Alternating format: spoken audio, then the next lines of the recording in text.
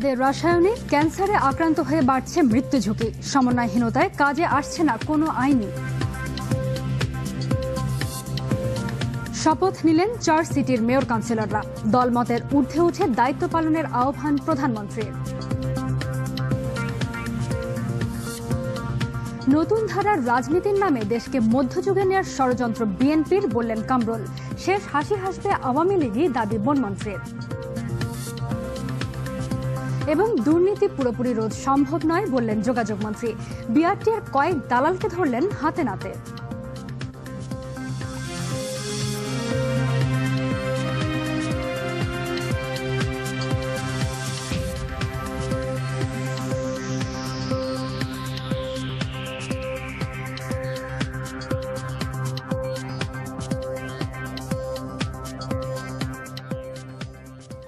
আসসালামু আলাইকুম, স্বাগত আরটিভির দুপুরের সংবাদে।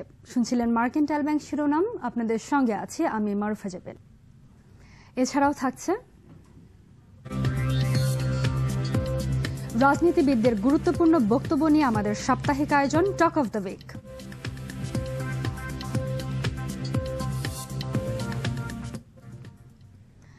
খাদ্যে রাসায়নিক ব্যবহারে ক্যান্সারের মতো মরণঘাতী রোগে আক্রান্ত হয়ে বাড়ছে মৃত্যু ঝুঁকি। অথচ এর জন্য যারা দায়ী, নিরাপদ খাদ্য আইনের খসড়া অনুযায়ী তাদের সর্বোচ্চ শাস্তি কেবল 14 বছরের জেল ও 10 লাখ টাকা জরিমানা। এমন অনেক আইন আছে ভিন্ন মেয়াদে জেল জরিমানার ব্যবস্থা, কিন্তু কার্যকারিতা ও সমন্বয়হীনতার কারণে কাজে আসছে না তার কোনোটি। ফলে রাসায়নিকের ব্যবহার নিয়ে খান আলামিনের ধারাবাহিক রিপোর্টের শেষ পর্ব আছে। খাদ্যে রাসায়নিক ব্যবহারের ফলে মানবদেহে যে মরণঘাতী রোগ দেখা দেয় তার ফর্দ দেখলে যে কেউ আঁতকে উঠবেন। এর প্রভাবে ক্যান্সার, কিডনি ও লিভারে পচন, হাঁপানি, চর্মরোগ, পাকস্থলীতে ক্ষত, অস্থিমজ্জা জমে যাওয়া, ফুসফুসে সংক্রমণ, রক্ত সরবরাহ বন্ধ হওয়া, অন্ধ হয়ে যাওয়া, হৃৎপিণ্ডে ক্ষত হওয়ার মতো কঠিন সব রোগে আক্রান্ত হয় মানুষ। এর মধ্যে বেশিরভাগ রোগী মানুষকে নিয়ে যায় মৃত্যুর দুয়ারে। কেবল মাদকদ্রব্য রাখার দায়ে যেখানে মৃত্যুদণ্ডের বিধান আছে, সেখানে এমন নীরব গণহত্যার জন্য শাস্তি কেবল 14 বছরের জেল।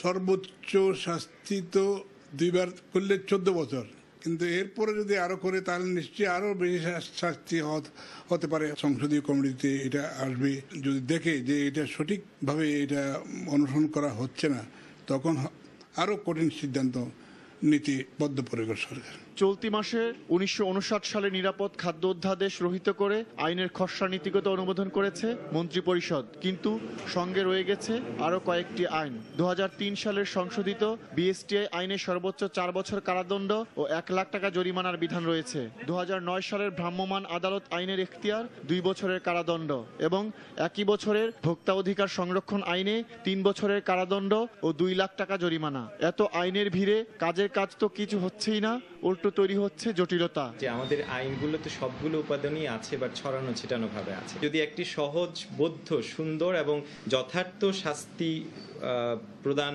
করা সম্ভব এ ধরনের কোনো একটা আইন যদি প্রণয়ন করা হয়, বা একটা আইনের মধ্যে যদি সবকিছু সন্নিবেশিত হয়, তাহলে আমার মনে হয় এই যে খাদ্যে ভেজাল নিয়ে আমরা যে সমস্যার মধ্যে আছি সেটা অনেকাংশেই দূর করা সম্ভব হবে। সংশ্লিষ্টরা বলছেন, ভ্রাম্যমাণ আদালত বা ফরমালিন মুক্ত বাজারের মাধ্যমে রাসায়নিক নিয়ে কেবল সচেতনতাই তৈরি হয়েছে, তা বন্ধে কার্যকর কিছু হয়নি।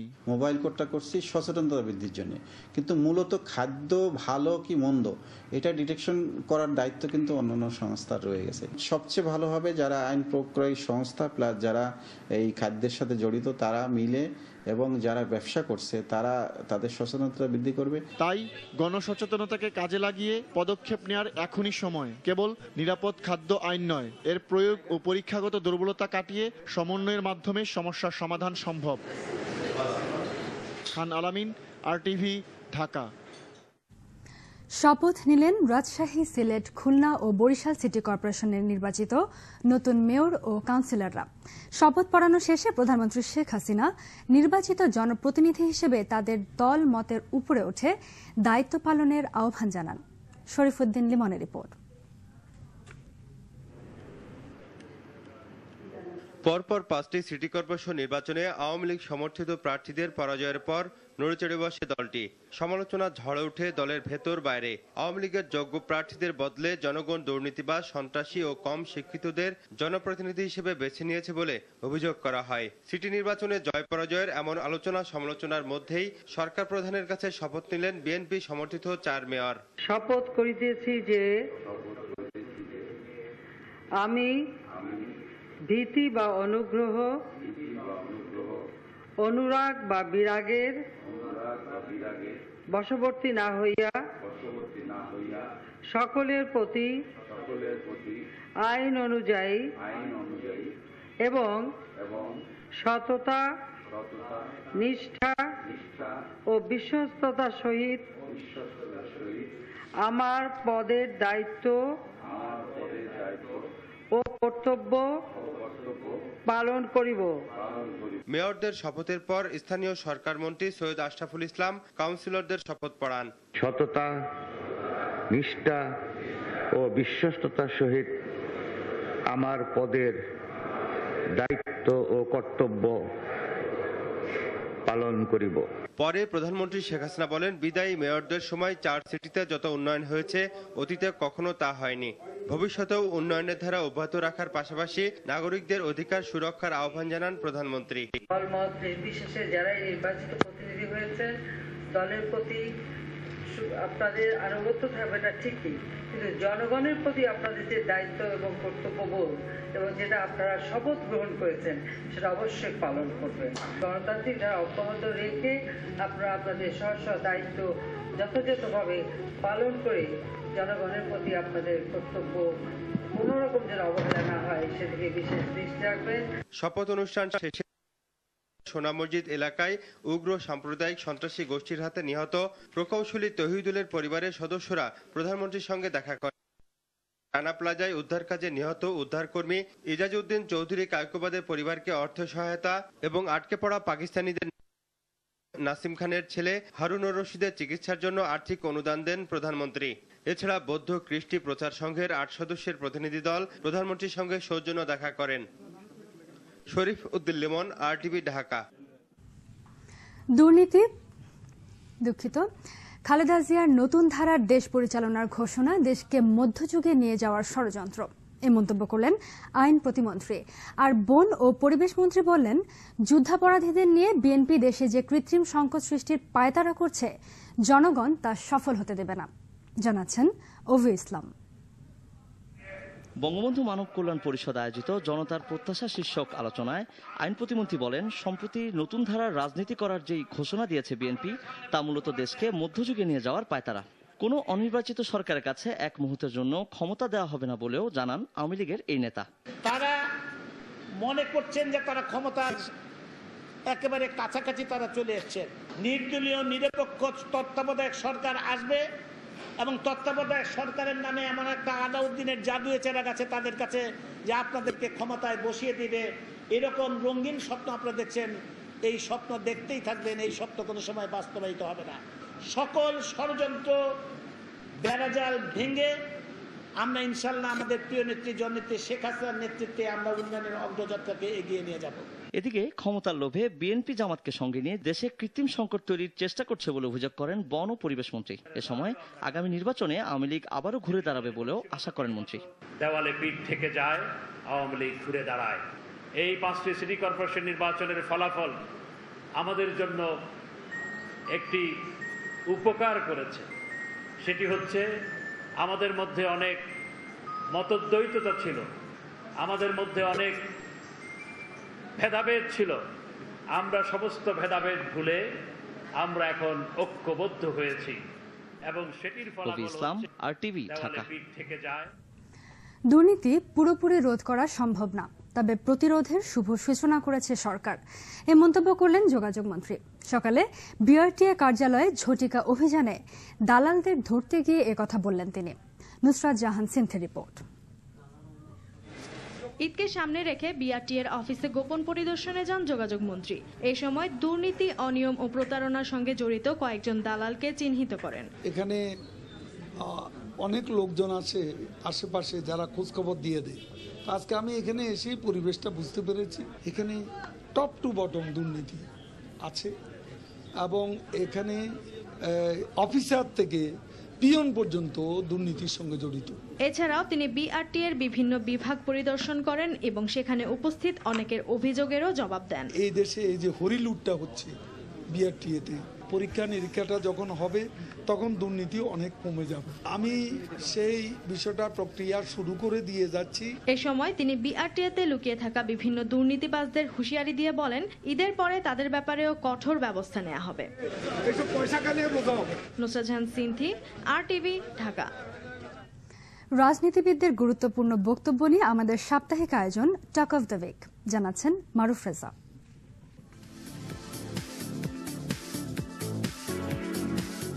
মানবতা বিরোধী অপরাধে অভিযুক্ত জামায়াত নেতা গোলাম আজম ও আলী আহসান মোহাম্মদ মুজাহিদের বিরুদ্ধে ট্রাইব্যুনালের রায় ছাড়াও গেল সপ্তাহে দেশের রাজনৈতিক অঙ্গনে আলোচনার কেন্দ্রে ছিল বেশ কয়েকটি বিষয়। এর মধ্যে হেফাজতে ইসলামের আমির আল্লামা আহমদ শফির বিতর্কিত ও আলোচিত বক্তব্য ছাড়াও ছিল নির্বাচন পদ্ধতি নিয়ে রাজনৈতিক নেতাদের চিরায়ত পাল্টাপাল্টি মন্তব্য। ৭১ মানবতা বিরোধী অপরাধে অভিযুক্ত জামায়াত নেতা গোলাম আজমের রায় হয় গেল সোমবার, আর তার ঠিক একদিন পরেই রায় হয় জামায়াতের আরেক নেতা আলী আহসান মোহাম্মদ মুজাহিদের। ট্রাইব্যুনালের রায়ে মুজাহিদের ফাঁসি হলেও রাজাকার কুলের শিরোমণি গোলাম আজমকে দেওয়া হয় ৯০ বছরের কারাদণ্ড। ৫টি অভিযোগই ভিন্ন ভিন্নভাবে সর্বমোট ৯০ বছর সাজা দিয়েছেন। গোলাম আজমের কারাদণ্ডের রায়ে যেখানে অসন্তুষ্ট দেশবাসী, সেখানে সন্তুষ্টির কথা জানালেন সরকারি দলের নেতারা। রায়টা প্রত্যাশিত রায় নয়, জনগণের প্রত্যাশার সঙ্গে রায় হয় নাই, তারপরে আমরা আদালতের রায়কে মেনে নিয়েছি। তবে সরকার পারলেও সন্তুষ্ট হতে পারেনি গণজাগরণ মঞ্চের আন্দোলনকারীরা। অ্যাটর্নি জেনারেলের কাছে গণজাগরণ মঞ্চের পক্ষ থেকে যুদ্ধাপরাধী গোলাম আজমের রায়ের বিরুদ্ধে আপিলের দাবি উত্থাপন করা হবে। অন্যদিকে বরাবরের মতো রায়ের ব্যাপারে প্রধান বিরোধী দল বিএনপি চুপচাপ থাকলেও দুই নেতার এমন শাস্তিতে স্বস্তিতে থাকতে পারেনি জামায়াত শিবির। সোম থেকে বৃহস্পতি চলে রায় প্রত্যাখ্যানের হরতাল।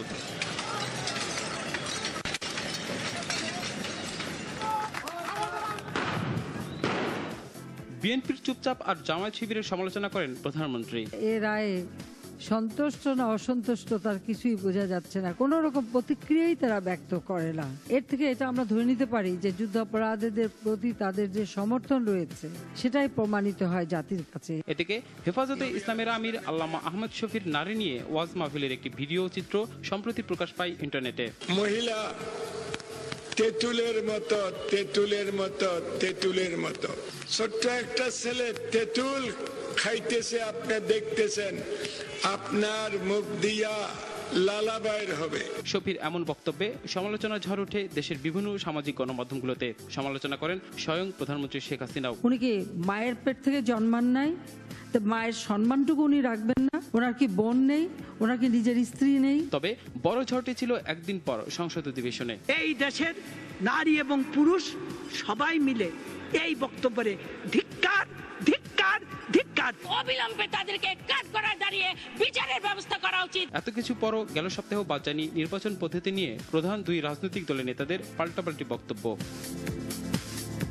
মারুফ রেজা, RTV, ঢাকা। দুপুরের সংবাদ দেখছেন RTVতে, আপনাদের সঙ্গে আছি আমি মারুফা জাবেন।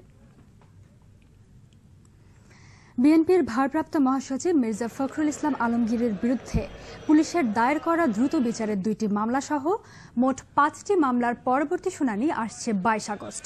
এদিকে মহানগর দায়রা জজ আদালতে বিএনপি চেয়ারপারসন খালেদা জিয়ার বিরুদ্ধে দুর্নীতি দমন কমিশনের জিয়া চ্যারিটেবল ট্রাস্টের মামলার শুনানি 18 আগস্ট ও জিয়া অরফানেজ ট্রাস্টের মামলাটি শুনানি হবে 5 সেপ্টেম্বর।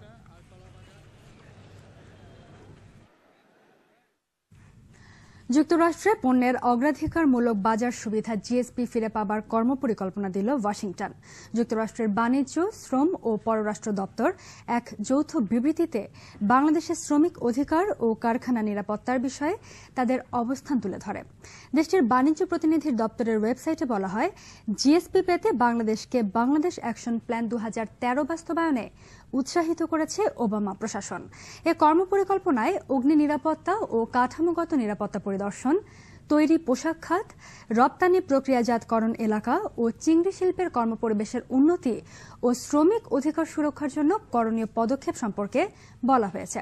কারখানার কর্মপরিবেশের উন্নতি ও শ্রমিক স্বার্থ সুরক্ষায় দেয়া এ কর্মপরিকল্পনা বাস্তবায়ন করা হলে মার্কিন প্রেসিডেন্ট বারাক ওবামার জন্য বাংলাদেশের জিএসপি সুবিধা ফিরিয়ে দেবার বিষয়টি বিবেচনার পথ সুগম হবে বলে উল্লেখ আছে।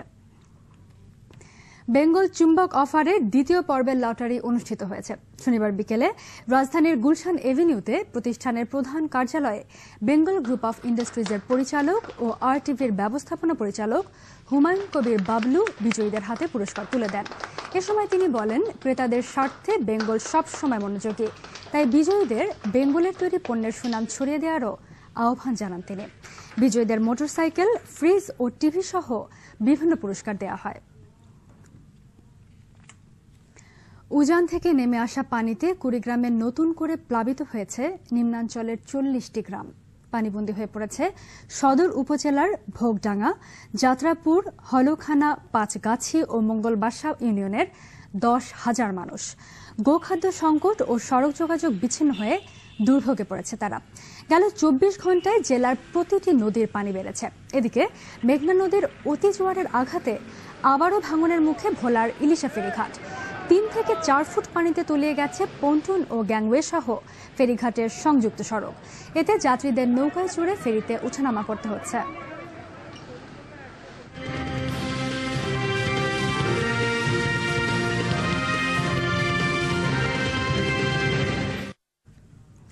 এবারে আন্তর্জাতিক সংবাদ।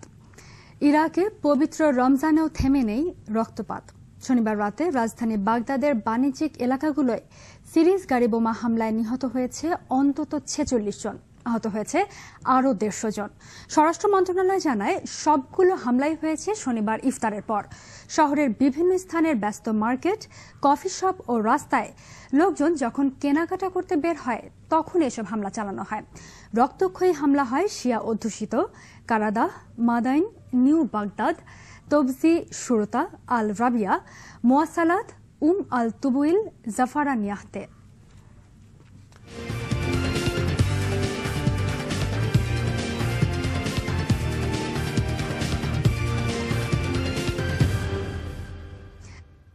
খেলার খবর।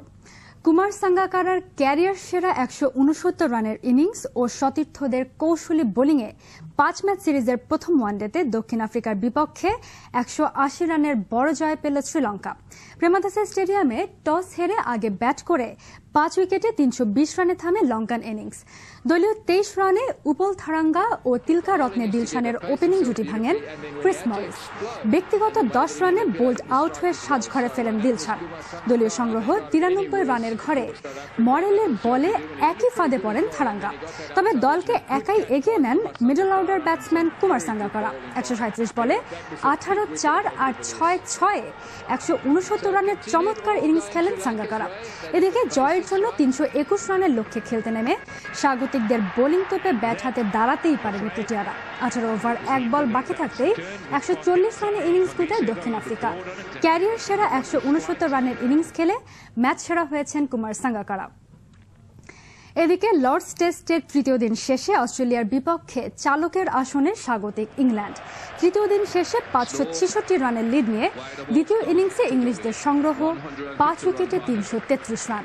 এর আগে ইংল্যান্ড প্রথম ইনিংসে তুলেছিল 361 রান, আর অস্ট্রেলিয়া প্রথম ইনিংসে অল আউট হয় 128 রানে।